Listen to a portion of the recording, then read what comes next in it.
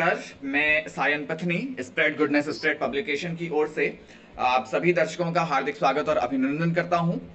आज हमारे साथ जो उपस्थित हैं, यहाँ पे दो बुद्धिजीवी हमारे साथ उपस्थित हैं, जिनमें से एक हैं माधुरी लोधी मैम और दूसरे हैं हमारे साथ टीकाराम लोधी सर। मैं दोनों ही बुद्धिजीवियों का हमारे साथ उनका हार्दिक स्वागत और अभिनंदन करता हूँ। नमस्कार सर। नमस्कार मैम। नमस्कार।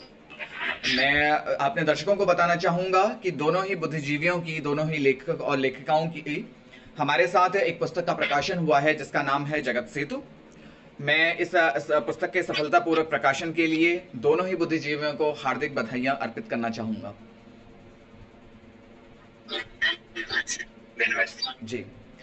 मैं बताना चाहूंगा कि जो माधुरी मैम हैं वो अभी शिक्षा के जगत में अपनी सेवाएं प्रदान कर रही हैं। 1 से 5 तक के बच्चों के भविष्य को किस तरीके से उज्जवल करा जाए और उन्हें शिक्षा के पथ पर किस तरीके से अग्रसरित किया जाए, ये अभी उनका वर्तमान में काम चल रहा है। और वहीं दूसरी ओर हमारे साथ ही टीकाराम लोधी सर, जिन्होंने एमएससी केमिस्ट्री से उन्होंने अपना पोस्ट ग्रेजुएशन किया हुआ है और साथ ही में वर्तमान में अभी वो नेशनल वॉलंटियर हैं नेहरू युवा केंद्र में। तो इससे पहले कि मैं आगे बढ़ूं, इंटरव्यू को आगे बढ़ाऊं, मैं माधुरी मैम सबसे पहले आपके पास आना चाहूंगा इस पुस्तक के शीर्षक को लेके जिसका नाम है जगत सेतु। आखिर क्या ऐसी वजह रही, क्या ऐसी सोच रही, क्या ऐसे विचारों की पनप रही कि आप दोनों ने संयुक्त रूप से इस पुस्तक का नाम जगत सेतु रखा? सर, जगत सेतु मतलब संपूर्ण जगत के लिए हमारे मन में जो विचार आते हैं वो तो क्षण भर में क्षीण हो जाते हैं, लेकिन हमने सोचा कि जो सार्थक विचार है क्यों ना उनको लिखित रूप देकर लोगों के कल्याण के लिए सबके द्वारा सबको पहुंचाए जाए, जिससे वो भी इसका लाभ उठा सके। इसलिए इस पुस्तक का शीर्षक जगत सेतु है सर। जी, अर्थात मैं ये समझ सकता हूँ कि जगत सेतु का अर्थ ये हो गया कि पूरे जगत को जोड़ने वाला एक सेतु, एक ब्रिज, जो हमें भावनात्मक रूप से, शैक्षणिक रूप से और हर प्रकार के संबंध के रूप से हमें आपस में जोड़ रहा है। और साथ ही में जो हमारे देश की एक भावना रही हुई है वसुधैव कुटुंबकम की, समस्त विश्व ही हमारा परिवार है, इस जगत सेतु का मूल भाव है। जी सर। जी टीकाराम सर, मैं ये जानना चाहूंगा आपसे कि आपने जो अपना भाग जो पुस्तक में शुरू किया हुआ है वो आपने आदिगुरु शंकराचार्य से स्टार्ट किया हुआ है। आदिगुरु शंकराचार्य जिन्हें माना जाता है कि हिंदू धर्म का पुनरुत्थान करने वाले हमारे एक ऐसे महापुरुष, क्योंकि जो काल था उनका, उस समय बौद्ध धर्म का हमारे देश में काफी ज्यादा प्रचार प्रसार हो रहा था और फिर सारे धर्मों को, जो जैन धर्म थे, बौद्ध धर्म थे, जो सिख धर्म था, जो हमारे ही धर्म से निकल के आगे की ओर को प्रचारित प्रसारित हुए, उसको फिर से हिंदू धर्म का एक पुनरुत्थान करने के लिए आदिगुरु शंकराचार्य ने संपूर्ण विश्व भर में यात्रा करी। तो मैं सर आपसे जानना चाहूंगा आपके विचार आदिगुरु शंकराचार्य जी के ऊपर।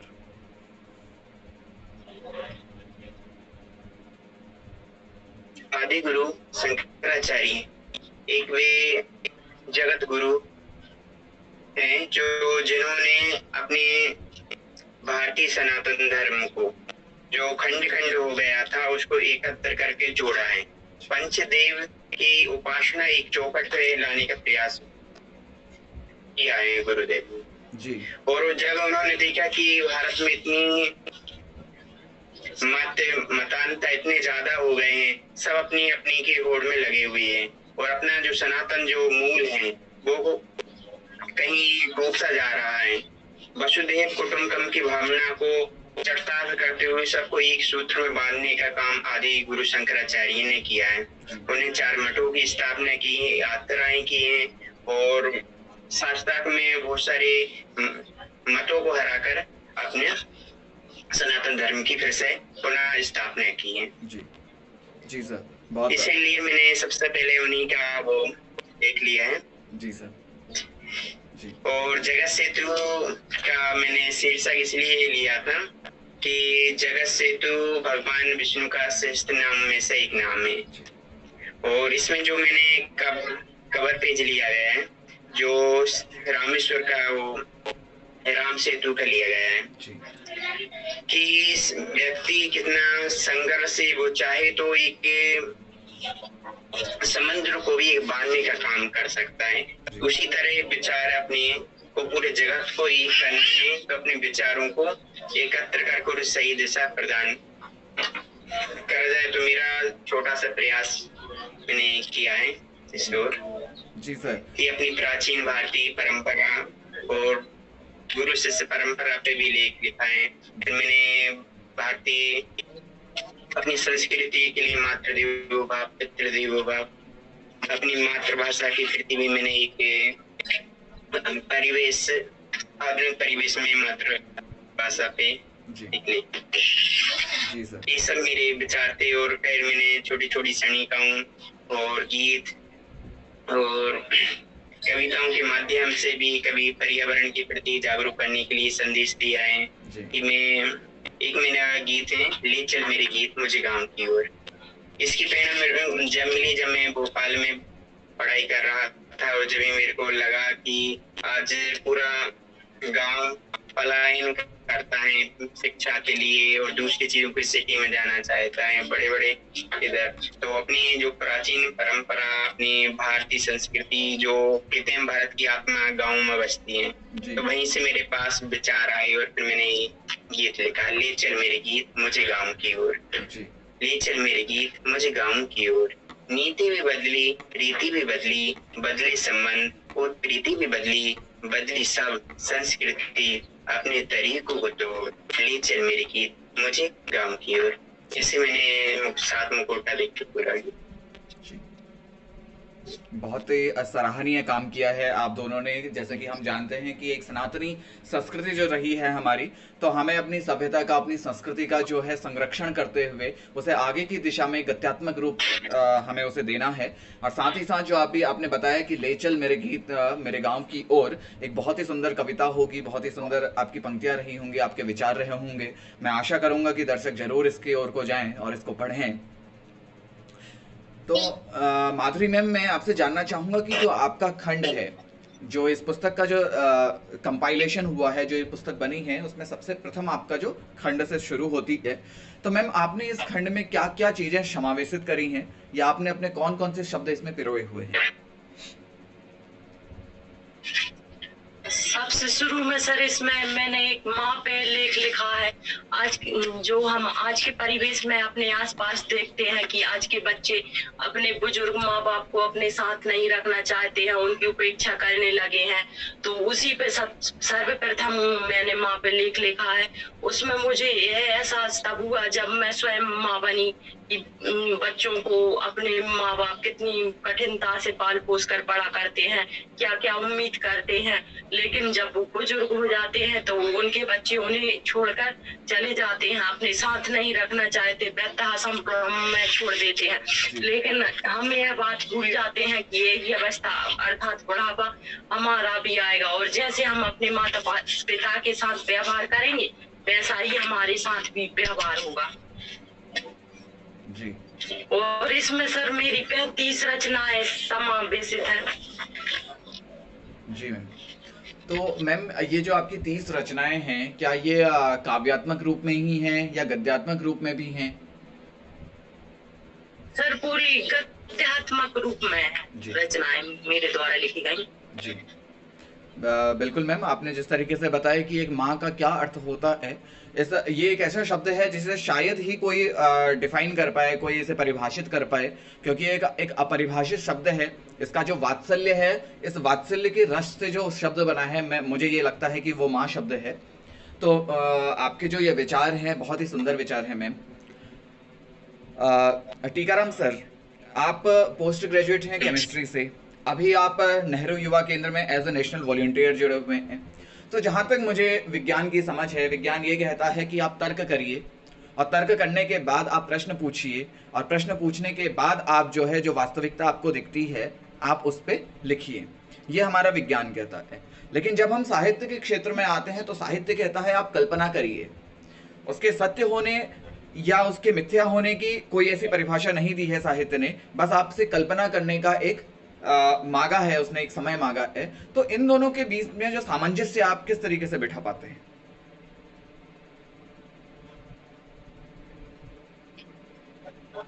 सर, कहा जाता है कि जहाँ ना पहुंचे रवि वहां पहुंचे कवि। जी। कि कभी किसी की संवेदनात्मक, भावनात्मक और उसकी कल्पनाशीलता पर पड़ता है। लेकिन इस कथन का ये है कि जो ऐसे अछूते पन्ने हैं जिसको लगता है कि कभी संसार के सामने व्यक्त करना चाहिए, तो उसमें कल्पनाशीलता रहती है, लेकिन वो हकीकत या यथार्थवादी होती हैं। जी। कल्पनाशीलता तो है, लेकिन जो घटित घटना पहले घट चुकी है या होने वाली है भविष्य में, उसका चिंतन करके वो लिखी जाती है।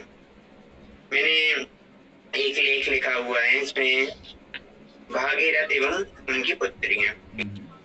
ये लेख में मैंने जो प्राचीन से मैंने उठाया है, प्राचीन का कैसा वातावरण रहा है, फिर उसके बाद मैंने बताया कि एक परिवार की स्थिति कैसी होती है।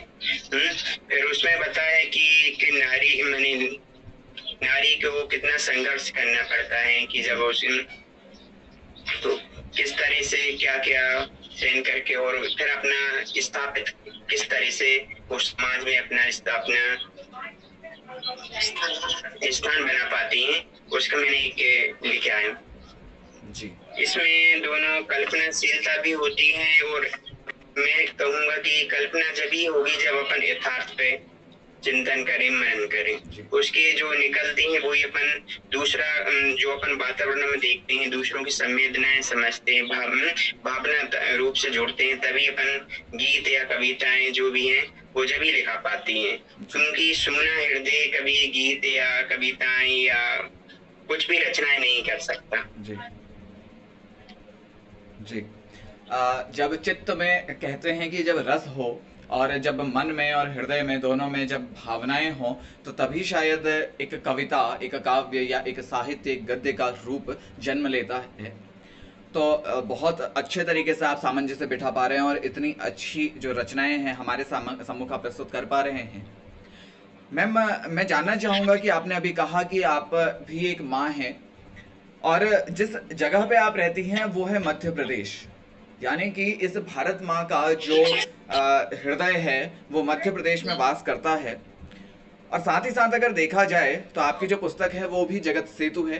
तो अगर मैं ये कहूँ कि जो मध्य प्रदेश है वो भारत के उत्तर, दक्षिण, पूर्व, पश्चिम को अगर जोड़े रखता है तो इसमें कोई अतिशयोक्ति नहीं होगी। तो मैं ये जानना चाहूँगा कि भारत माँ को हम किस दृष्टि से देख सकते हैं। जैसे कि आपकी पुस्तक में संस्कृति को लेकर भी काफ़ी बातें करी गई हैं, तो मैं जानना चाहूँगा आपसे कि भारत माँ के प्रति हमारे क्या विचार रह सकते हैं, क्या दृष्टिकोण रह सकता है हमारा। भारत भूमि हमारी आज से नहीं, प्राचीन समय से ही गौरवान्वित है। यहाँ साधु संत, बड़े बड़े तपस्वी, तीर्थ स्थल हुए हैं सर, और भी ऐसी चीजें हुई हैं जो आज भी विश्व में प्रसिद्ध है, सनातन धर्म से जुड़ी हुई है। और यहाँ के लोग भी धार्मिकता लिए हुए हैं, और जगह की अपेक्षा यहाँ के लोग अधिक आत्मीय होते हैं, आत्मीयता से जुड़े होते हैं, जबकि आसपास के क्षेत्रों में देखा जाए तो ऐसा नहीं पाया जाता है। और साथ ही साथ भौगोलिक दृष्टि से भी यह बहुत सुंदर है, सामंजस्य लिए हुए है। और हमारे देश के कवियों ने भी इसके भारत भूमि के बारे में काफी अच्छी अच्छी कविताएं लिखी हुई हैं। इन सब कारणों के कारण हमारी भारत भूमि बहुत अधिक श्रेष्ठ है। जी मैम, बहुत सुंदर विचार हैं आपके, बहुत सुंदर विचार हैं। मैं सर टीकाराम सर, मैं आपसे एक शब्द में ये जानना चाहूँगा कि आपको यदि ऐसा मौका मिले कि इस भारतीय संस्कृति का पुनरीक्षण तो हम कर ही रहे हैं, किसी न किसी रूप में हम कर रहे हैं, लेकिन यदि इस भारतीय संस्कृति में अगर कुछ एक गत्यात्मक परिवर्तन लाना हो तो वो एक परिवर्तन क्या होगा आपके विचार में।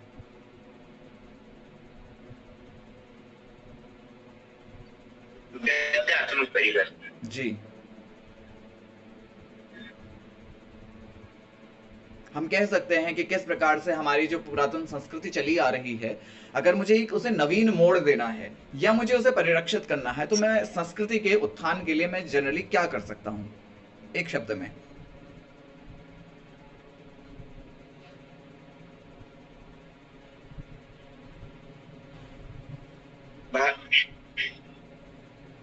ये विषय पर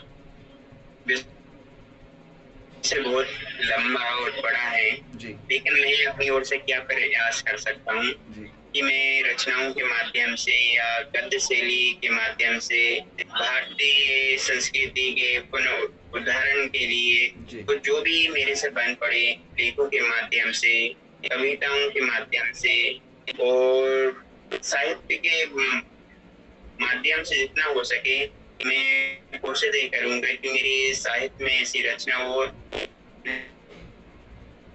लिखूं और जन जन तक पहुंचे और पहुंचाने के प्रयास करूं। हो सकता है कि इस माध्यम से हृदय परिवर्तन या किसी को अच्छी लगे कि उनके विचार से कुछ ना कुछ प्रभाव समाज पर पड़ेगा। जी सर, बिल्कुल। एक लेखक के पास यदि कोई एक हथियार होता है। गद्य में जी सर।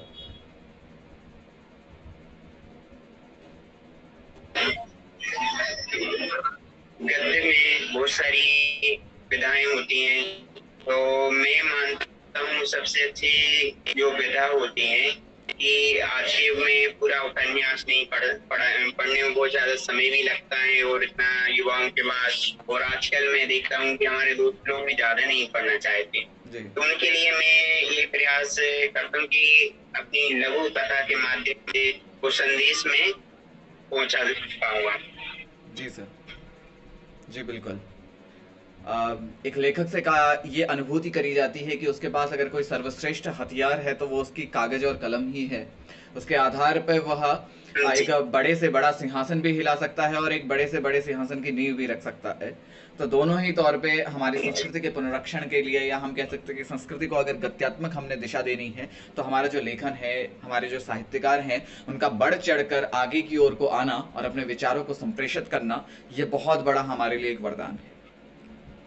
मैम और सर, मैं संयुक्त रूप से आप दोनों से ये पूछना चाहूँगा कि आपको ये पूरी जर्नी, ये जो आपकी पूरी यात्रा रही हमारे साथ, इस पब्लिकेशन के साथ, SGSH पब्लिकेशन के साथ, ये कैसी रही? क्या ऐसी अनुभूतियाँ हुई आपको?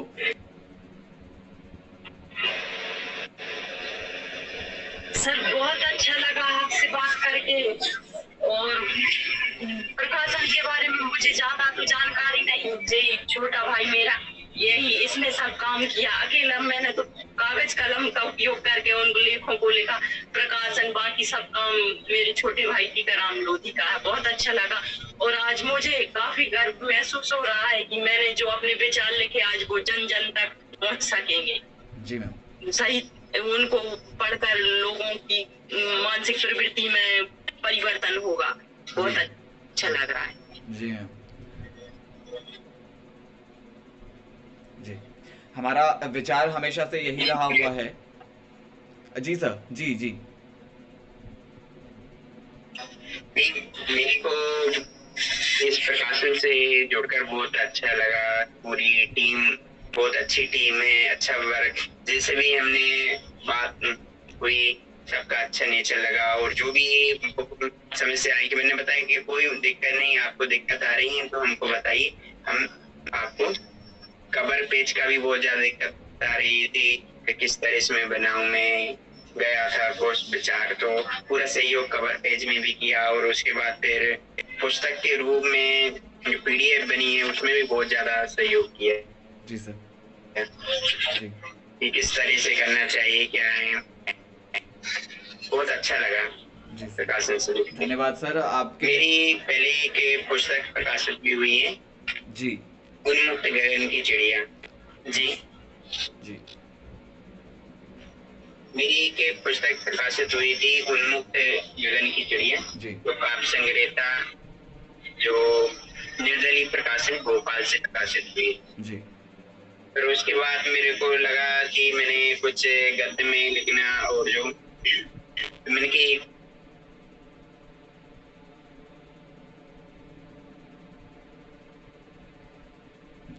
जी सर। मेरे मित्र थे अशोक अंजान, जी। बताया कि मेरी मित्र की पुस्तक आप इसी प्रकाशित से हुई है, जी। तो उनके माध्यम से मैं जुड़ा, क्योंकि मेरी पहले ऐसी पुस्तक है जो इस प्रकाशन से हुई है, 2 दूसरे प्रकाशन से हुई है और बहुत अच्छा लगा। जी सर। मैं पूरी टीम का बहुत बहुत धन्यवाद देना चाहता हूँ कि हो सके मैं भविष्य में भी अब जो लिखूंगा तो फिर इसी प्रकाशन से प्रकाशित करा। जी सर, बिल्कुल धन्यवाद आपका इस आभार के लिए, इस शुभेच्छाओं के लिए हमारी। और हमारा तो जो जनरली ध्येय रहता है, जैसे ध्येय कहते हैं, वो है कि भावना जो हमारी ऐसी हो, विश्वास की भावना हम आपस में संचारित कर सकें, और दूसरा प्रेम फैला सकें, और तीसरा लोगों के चेहरे पर जो है मुस्कुराहट का भाव पैदा कर सकें। तो सर, इस हौसला पूर्ण अफजाई के लिए हम बहुत बहुत शुक्रगुजार हैं आपके, और हमें बहुत अच्छा लगा, हमें बड़े गर्व की अनुभूति हुई कि हमारे काम से आप लोग प्रसन्न हुए और आप लोगों को बहुत अच्छा मिला, सुकून मिला। मैं एक बार पुनः आप दोनों का, माधुरी लोधी मैम का और टीकाराम लोधी सर का, दोनों को बहुत बहुत हार्दिक अभिनंदन करना चाहूँगा और उनको बधाई देना चाहूँगा कि उनकी पुस्तक जगत सेतु का हमारे साथ प्रकाशन हुआ। मैम, आप दोनों को बहुत बहुत बधाइयाँ। आपका बहुत बहुत धन्यवाद सर। जी मैम, और मैं अपने दर्शकों से विनम्र आग्रह भी करूँगा कि वो हमारे वेब स्टोर SGSH पब्लिकेशन के वेब स्टोर पे जाएं, वहाँ पे इस पुस्तक को देखें, आप दोनों के विचारों को समझें, जानें, और साथ ही ये जो पुस्तक है वो अवेलेबल है अमेजन में, अमेजन वेब स्टोर में भी ये पुस्तक अवेलेबल है। आप वहाँ पे जाएं और इस पुस्तक को अपना भरपूर प्रेम और आनंद प्रदान करें, और इसका जो लुत्फ उठाएं आप, और जानें कि दोनों जो हमारी माधुरी मैम हैं और जो टीकाराम सर हैं, उनके क्या विचार रहे हमारी संस्कृति के ऊपर और भी विभिन्न विषयों के ऊपर, और इस पुस्तक को भरपूर समर्थन प्रदान करें।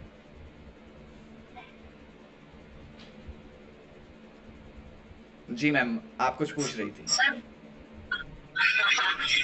सर मैं ये पूछना चाह रही थी, जो प्रकाशन की प्रक्रिया है वो किन किन दौरों से गुजर कर प्रकाशित होती है, उसकी जिज्ञासा थी सर मुझे जानने की, क्या क्या होता है जब प्रकाशन हो पाता है। वैसे तो अगर देखा जाए ये एक गोपनीय विषय है, अगर प्रकाशन मुझे इस बात की अनुमति दे, मैं तभी इस बारे में बता पाऊंगा। और जहां तक मैं समझ सकता हूं कि इसका उपयुक्त जो उत्तर दे सकती हैं वो हमारी जो फाउंडर मैडम हैं, दिव्या त्रिवेदी मैम, बहुत ही कर्मठ और बहुत ही लगनशील बच्ची हैं तो वो आपको बता सकती हैं इसके विषय में ज़्यादा।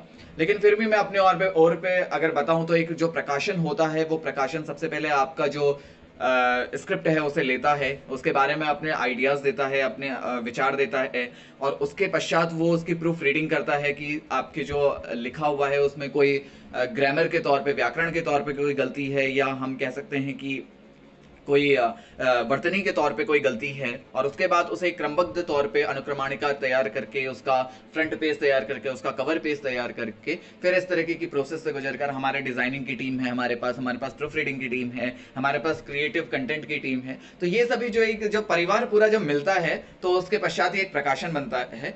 तो इस तरीके से पूरा प्रकाशन का कार्य संपन्न होता है। अच्छा, तो सब आप लोग जो रचना है पहले उनको पढ़ के देखते हैं, कहीं त्रुटियां तो नहीं है और कोई व्यवस्था गड़बड़ तो नहीं है। हमारा ये उद्देश्य है कि जो आपके विचार हैं वो मूल रूप में दर्शकों तक पहुंचे, और दर्शक भी उसे उसी तरीके से ले सके जिस तरीके से आपने वो विचार लिखे हुए हैं।